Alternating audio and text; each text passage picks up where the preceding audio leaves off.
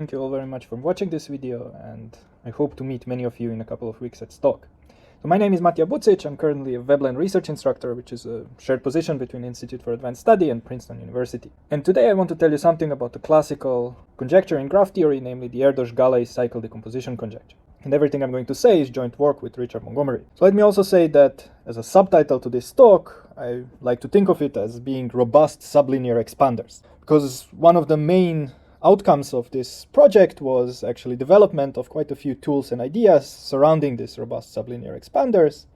And this is something that I hope can be useful very much also in theoretical computer science.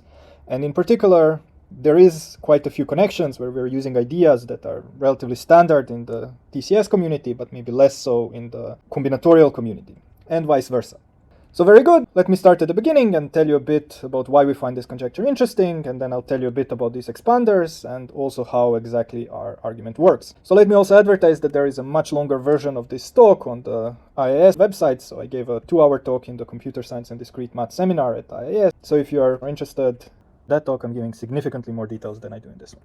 So let's start with what the general graph decomposition question asks.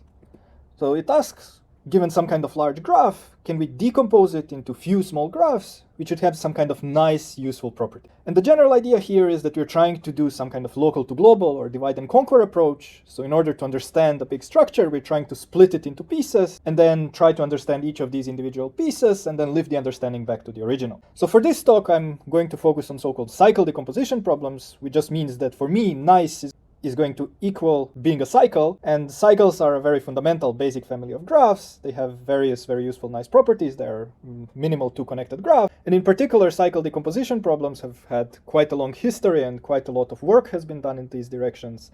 And in particular in computer science there is a recent breakthrough, an almost linear time algorithm for the max flow, which is using quite a few ideas involving cycle decomposition. So just to make sure we're on the same page, we are given a large graph and we are trying to decompose it into cycles. So by decomposing throughout this talk, I always mean that we are partitioning the edge set of this graph into cycles. Here, this case 7, we can decompose into triangles by doing this kind of rotation tree.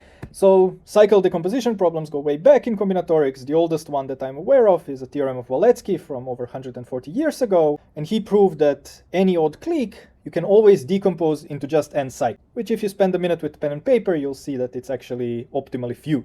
So in particular, in our picture above, instead of decomposing K7 into 7 triangles, we could have gone away with way fewer. We could have just decomposed it into 3 Hamilton cycles, as demonstrated in the picture on the right. This tells us that an odd clique we can always decompose into cycles, but why not an even clique? Or even in general, if someone gives you an arbitrary graph, can you always decompose it into cycles? And the answer to this question in general is easily seen to be no, because as soon as you have an odd degree vertex, then this vertex is incident to an odd number of edges, and every cycle is only ever going to be incident to 0 or 2 edges around any vertex. So this shows that as soon as you have an odd degree vertex in your graph, it's impossible to decompose it into cycles. What is nice is that actually this is the only restriction, and this is an observation due to Veblen from over 110 years ago.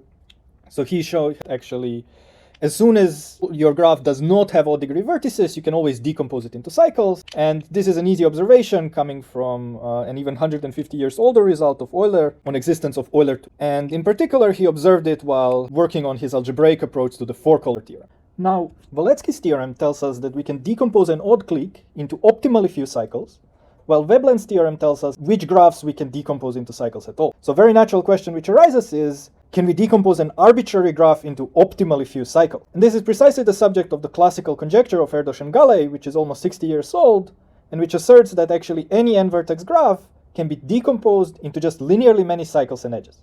And here I'm stating it in this form where I'm allowing you to use both cycles and edges in the decomposition, because that's the classical form, it's easier to work with, but it's actually equivalent to saying that any Eulerian n-vertex graph, so an n-vertex graph in which every vertex has an even degree, can be decomposed into just linearly many cycles. So precisely the merge of these two classical theorems of Wallecki and Veblen. So this is a very classical problem. It has been reiterated many, many times. We found 10 plus papers which are highlighting it as a kind of ridiculous situation that we don't know even this linear weakening, because for quite a few related problems we do, and it's not that hard to do that. And in fact, Erdős himself reiterated it in at least 4 different papers over the years.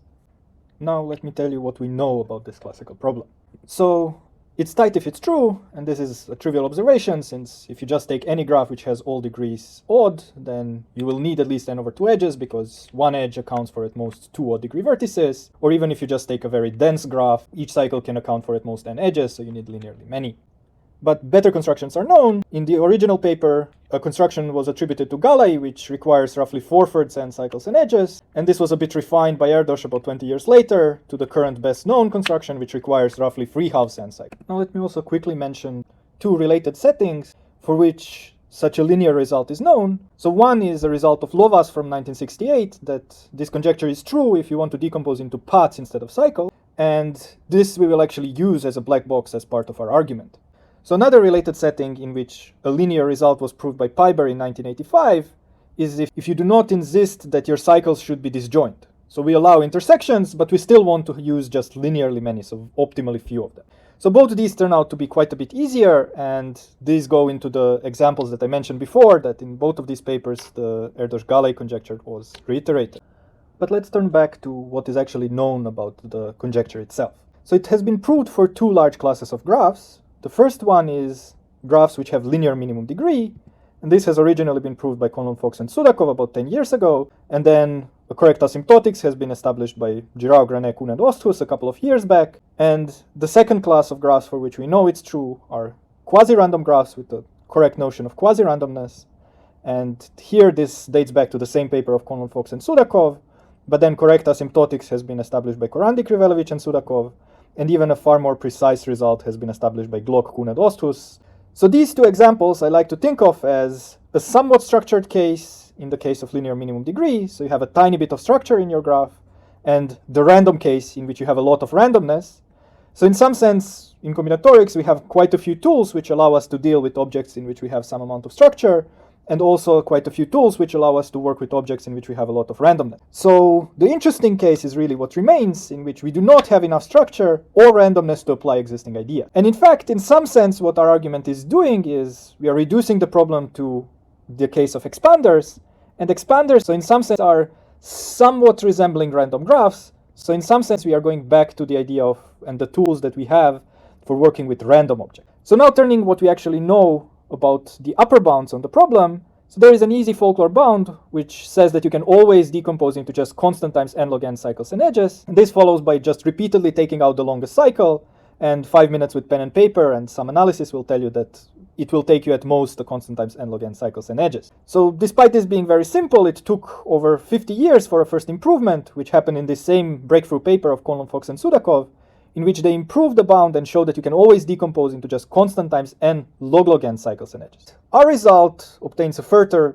significant improvement over this result, and we managed to show that actually you can decompose an arbitrary n-vertex graph into just constant times n log star n cycles and edges, where this log star n here is the iterated logarithm function. It's the number of times you need to take the logarithm before you obtain a number smaller than 1. So it's this canonical example of an incredibly slowly growing function. Now for the rest of the talk, I want to tell you something about the ideas that go into the proof of this result, with a particular focus on expansion ideas that we develop.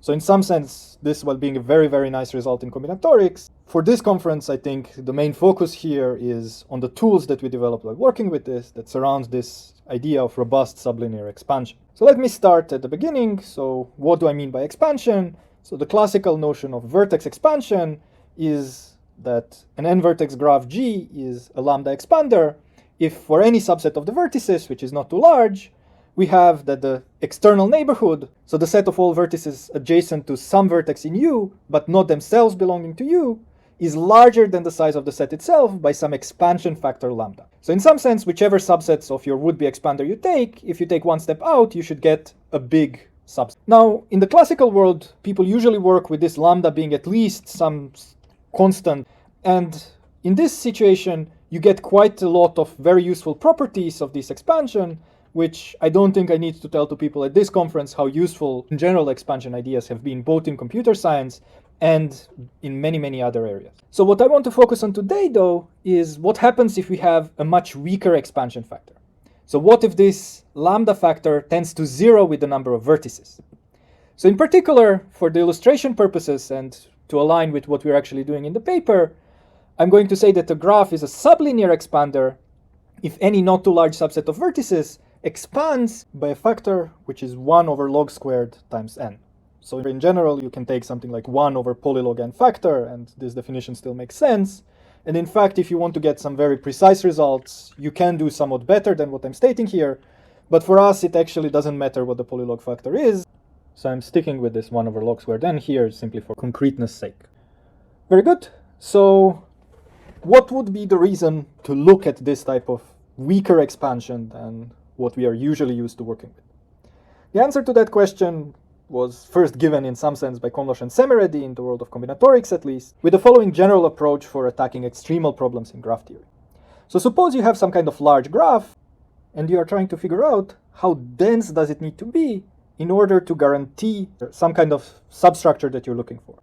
So a very natural way to try to approach this type of problem is a so-called path to expander approach. So if you can show that your original more or less arbitrary graph actually needs to contain a large expander which has roughly the same average degree as the original graph, then you can essentially for free pass to this expander subgraph and try to look for your structure inside of it.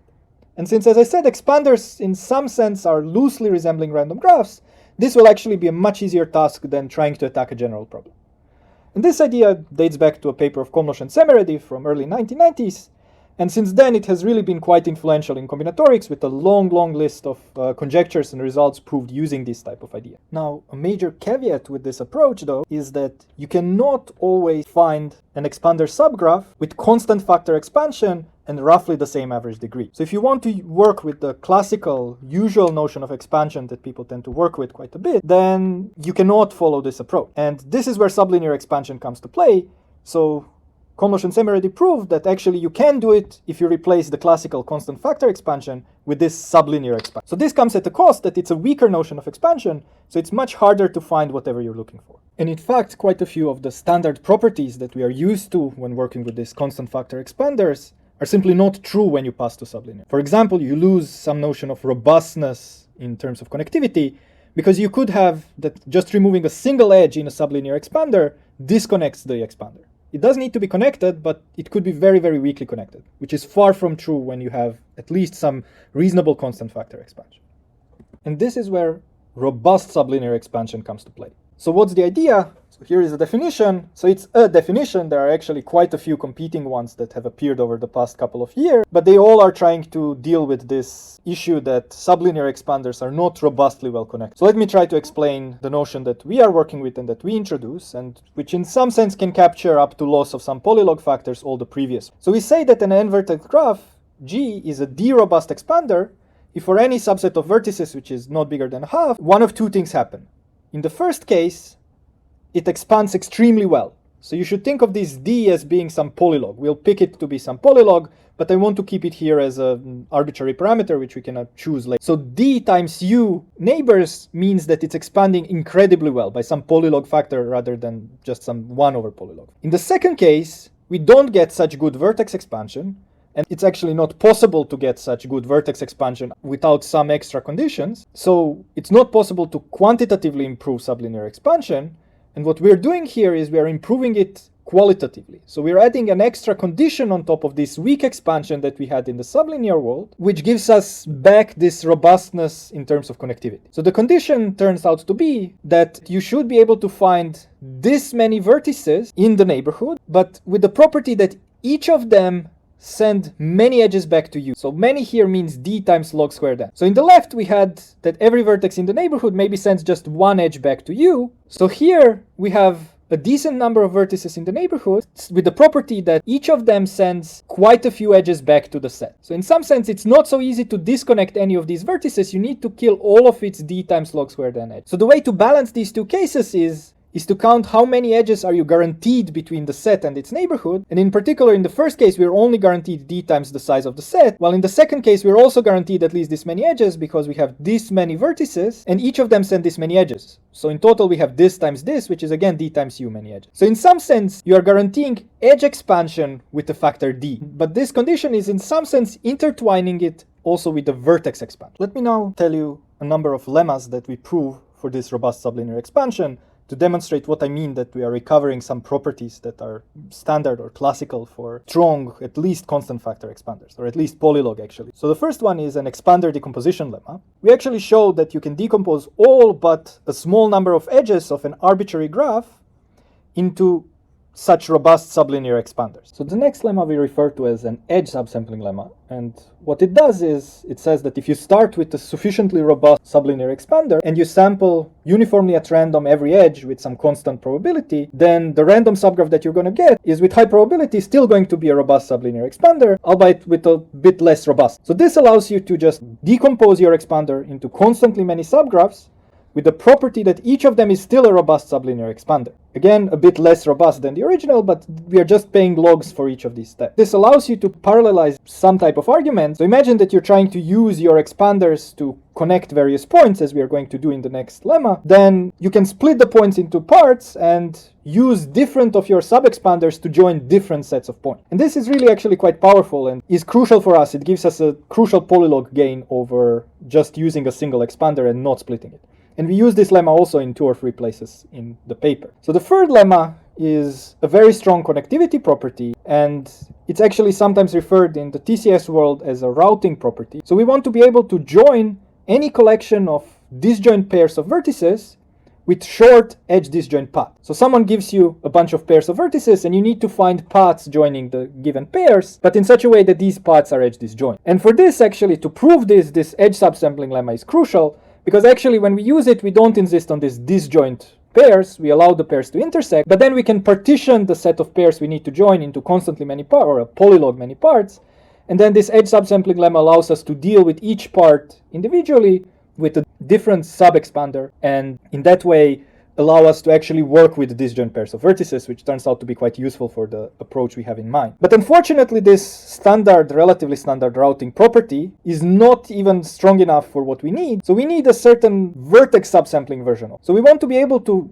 route in such a way that all the paths go through a random subset of vertices. So imagine that we sample every vertex with probability 1/3. That gives us a random subset of vertices. And what we want to be able to do is join an arbitrary set of pairs of vertices by short edge disjoint paths, each of which goes through this random subset of vertices. And that this is true with high probability, because we want to do a union bound on several of these. So the final lemma that I want to mention, we refer to as existence of an expanding skeleton. And in TCS world, this is sometimes referred to as a sparsifier, because it's just a sparse-ish subgraph of your robust sublinear expander, which inherits almost the same expansion property. So I'm lying quite a bit, because it's not going to actually be an expander in the same way. It's going to be actually an even stronger expander, but at the cost that instead of expanding in just a single step, you need to allow yourself short polylog length paths until you see this big polylog factor actually expand. But still, the idea is that most of our expansion in some sense comes from very few edges. So if you start with a dense robust sublinear expander, its expansion property is essentially encoded by just n times polylog n of its edge. So these are, in some sense, our 4 main lemmas, and I didn't tell you much about how we prove them. It's actually very interesting, but in the interest of time, I'd rather show you an illustration of how they come together to give a key result behind our progress on the Erdős-Gallai conjecture. Also to give you another illustration of what I actually mean by some of these lemmas. So what I want to show you is a proof sketch of an asymmetric version of the result, which says that any n-vertex graph we can always decompose into just linearly many cycles and n times polylog n many edges. So we would like to have n times log star n times some constant cycles or edges. So here, instead of that, we are insisting that you use just linearly many cycles, but we allow ourselves some more slack in the number of edges that we're allowed to use. So armed with this result, you can easily iterate the argument and get to the log star result, because essentially you apply this theorem once, you take the linearly many cycles out, and then on the leftover n times polylog n many edges, you repeat the same argument. And we can actually improve this to replace this n here with the average degree. So the average degree went from being d to being polylog d in one step. And we only needed to pay linearly many cycles in order to achieve that. So we just do it again. And in the next step, we are going to have n times polylog log n. And in the third step, n times polylog log log n, and so on. And if you do it log star n many times, then this log term disappears and we were just using linearly many edges. But in each of the log star n many steps, we pay the linear number of cycles. So in total, we are using at most n times log star n many cycles and edges. So this is how this theorem implies the full result. So this is really the key part of the argument. So let me show you how it works.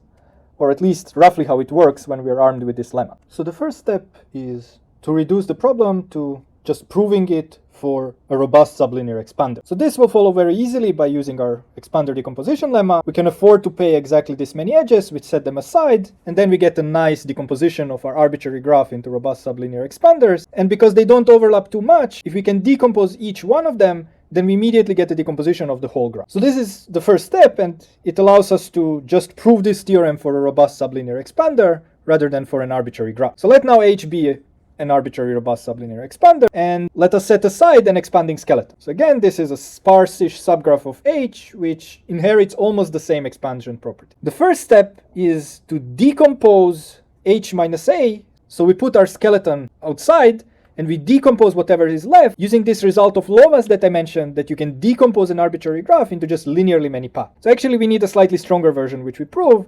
but for the purpose of this illustration, let's just imagine that we get a decomposition into paths by this classical result of Lovász, which we are using as a black box here. So now what we want to do is we want to use short paths from our expanding skeleton, which we set aside, to close up these paths into cycles. So in particular, this is a routing problem, right? We want to join a number of pairs of points, which are the endpoints of the paths that Lovász spit out, and we want to join them to get cycles. And this is precisely the property that the expanders have, and in particular our expanding skeleton has them, so this allows us to decompose the whole graph, except maybe there is some leftover edges in A, but because A was sparse, it consists of at most n times log n many edges, we can just sacrifice all the unused edges of A. So this is almost correct. There is one issue, and the issue is that we cannot guarantee that these dashed paths do not intersect the full one, so the ones coming from the Lovász lemma. Because these are very, very long, right? We might be forced to decompose almost quadratically many edges, so these will be forced to be long. And then if you have the dashed paths intersecting them in many, many places, then you cannot just cut up these things into shorter cycles, you'll get too many of them. So we need to guarantee that these dashed paths are disjoint from the full one. And the way we do that is using this edge subsampling lemma to split first our skeleton into 3 parts. So that's just going to give us 3 skeletons with roughly the same expansion properties as the initial one. They will be edge disjoint, and each is going to be dealing with a different part of the graph. So now we are going to partition the vertices of our graph into 3 parts uniformly at random. So we get 3 parts. Going to use the stronger version of the routing lemma to guarantee that the paths that the skeletons provide us with are always going to go through one of these random sets. So the first step is now to actually decompose all of the leftover edges in 3 parts. So the first one are going to be edges inside of V1 or between V1 and V2, the second one within V2 or between V2 and V3, and the third one inside V3 or between V1 and V3. So this accounts for all of the edges, and they have the property that the red edges are only using 2 of the 3 parts. The blue edges are only using 2 out of 3 parts. So now let me show you how we are going to eat up all the red edges. We are just going to use Lovász on these red edges to get a decomposition into paths, and then we are going to use our red skeleton to join them, but with paths which go completely through V3, and in that way ensuring that there is no intersection between the full path and the dashed one, and giving us actual cycles in the decomposition. And you just do that for all 3 different colors, and in total we just pay a factor of 3 to get an actual decomposition. So I'm glossing over a couple of details, but in general, this is the structure of the approach. So let me wrap up. So as I said, we actually prove a density version of this result. So we can decompose into just linearly many cycles, and the leftover subgraph, which has n times polylog average degree many edges. Iterating this gives us a decomposition after k steps into constant times k times n many cycles, and n times log iterated k times of the average degree edges. So if you choose k here to be log star d, we are getting actually a density version of our main result, which is n times log star d many cycles and edges. And let me close with once again reiterating that the conjecture remains open, although we got quite close. We are just a log star n factor away. I think it's a very, very interesting and appealing problem, and I actually believe that computer science community could be very helpful in trying to actually nail down this problem completely. I also think that it would be very interesting to get an efficient version of our result. So it is very algorithmic, as I've demonstrated to you so far, and does use randomness at various points, but More problematically, it's not very efficient, so, or at least we don't know how to get every step to work out efficiently. And I think actually getting an efficient version of our result would also be very, very interesting. Also because it might actually lead us to some new approaches and new ideas to actually nail down the full problem, but also because I think various tools and ideas that we are developing could be useful and are actually in various variants are useful in various parts of theoretical computer science. Let me stop here and thank you very much for your attention.